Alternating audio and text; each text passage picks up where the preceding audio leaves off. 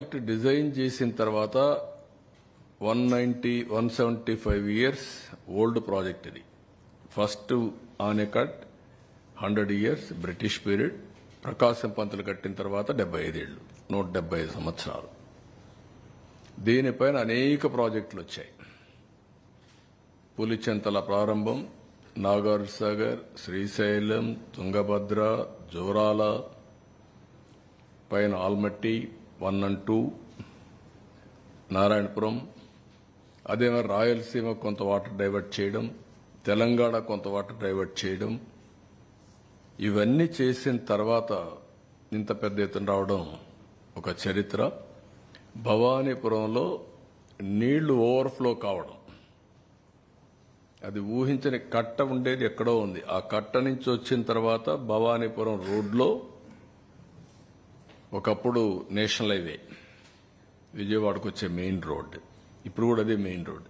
ఇప్పుడు బైపాస్ వస్తే తప్ప దాంట్లో నుంచి ఓవర్ఫ్లో కావడం. రెండోది బుడమేరు, పాలకుల నిర్లక్ష్యం, వాళ్ళు చేసిన అవకతవకలు ఒక శాపంగా మారింది. ఆ రోజు బుడమేరు గాని తెలుగుదేశం ప్రభుత్వ హయాంలో పెట్టినటువంటి పనులు పూర్తి చేసుంటే మోడర్నైజేషన్లో ఈ ఇబ్బంది వచ్చేది కాదు. అది చేయకుండా బ్రీచెస్ను కూడా క్లోజ్ చేయకుండా వదిలిపెట్టే పరిస్థితికి వచ్చారు. మూడోది బుడమేరు పూర్తిగా దురాక్రమణలు, కబ్జాలు చేసే పరిస్థితికి వచ్చారు. నీళ్లు పోయే పరిస్థితి లేకుండా కడాన ఎన్ని విధాలుగా ఇబ్బంది పడాలనో అన్ని విధాలుగా ఇబ్బంది పడి మేము వచ్చిందే రేపు 20వ తారీఖు 100 రోజులు అవుతుంది. ఈ 100 రోజుల్లో ఇన్ని విపత్కరమైన పరిస్థితులు ఎదుర్కొంటూ ముందు పోయే పరిస్థితికి వచ్చాం. దీనికి యాడెడ్ మీరు చూస్తే వీళ్ళ నిర్లక్ష్యం, వీళ్ళ ఫోటోలు, వీళ్ళ పార్టీ కలర్ ఉండే బోట్లు, అవి కూడా ఒక్కొక్కటి 40 మెట్రిక్ టన్నుల బోట్లు, 3 బోట్లు వదిలిపెట్టారు. అవి వచ్చి నేరుగా కొట్టిన విధానం మీరు చూస్తే 11,43,000 క్యూసెక్స్ ఆఫ్ వాటర్ వచ్చే సమయంలో ఆ ఫ్లోలో వచ్చి, ఆ వెలాసిటీలో వచ్చి నేరుగా ఏదైతే ఉందో ఆ సపోర్టింగ్ కౌంటర్ వెయిట్ను కొట్టే పరిస్థితి వచ్చింది. దాంతో కౌంటర్ వెయిట్ ఇరిగిపోయే పరిస్థితి వచ్చాయి 2. మొన్నటి వరకు అవన్నీ రిపేర్లు చేశాం. అవి తీయడానికి ఎంత కష్టపడ్డారో మీరు చూశారు. రాష్ట్రంలో ఉండే గజ ఈతగాళ్లందరూ వచ్చి, అనుభవం ఉండేవాళ్ళు వచ్చి తీసినా తీయలేని పరిస్థితి, అంత వెయిట్ ఉన్నాయి నీళ్లు తగ్గిన తర్వాత. ఇవన్నీ కలిసి మేమందరం కూడా, నేను కానీ, మా మంత్రివర్గం కానీ, మా ఆఫీసర్లు కానీ 10 days ఎప్పటికప్పుడు మేము పర్యవేక్షించాం. ముందు రోజు కూడా పర్యవేక్షించాం. నేను టెలికాన్ఫరెన్స్ ముందు రోజు పెట్టాను. మార్నింగ్, మధ్యాహ్నం, సాయంత్రం రివ్యూ చేసుకుంటూనే ఉన్నాం. మీరు ఎప్పుడు కూడా ఒక క్రైసిస్ వస్తే నేను చాలా అప్రమత్తంగా ఉంటాను, ఎక్కడ నిర్లక్ష్యం ఉండదు. అలాంటి అన్ని చేస్తే వచ్చిన వారసత్వ సమస్యల్లో మేమే ఆశ్చర్యపోయేట్టుగా పనులు వచ్చే పరిస్థితి వచ్చాయి. ఎవ్రీడే నేను అదే చెప్తూ వచ్చాను. Series of white papers publicise చేశాను ఇప్పటికే. అదే సమయంలో ఇక్కడికి వచ్చే పరిస్థితికి వచ్చాం. 10 రోజులు పట్టింది మాకు. ఒక్కొక్క మంత్రి, రామానాయుడు అక్కడే ఉన్నాడు, నారాయణ గారు అన్న తిరిగారు. ఆల్ మినిస్టర్స్ ఒక్కొక్కరు ఒక్కొక్క వార్డులో పెట్టుకుని, హోమ్ మినిస్టర్ గారు, డిజాస్టర్ మినిస్టర్ ఒక పక్క ఈ పనులు చూసుకుంటూ, ఒక పక్కన స్టేట్ అంతా కూడా వరదల్ని సమీక్ష చేసే పరిస్థితికి వచ్చారు. ఇన్ని ప్రయత్నాలు చేస్తే కూడా 10 days మళ్లీ మామూలు స్థితి తీసుకొచ్చే పరిస్థితికి వచ్చాం.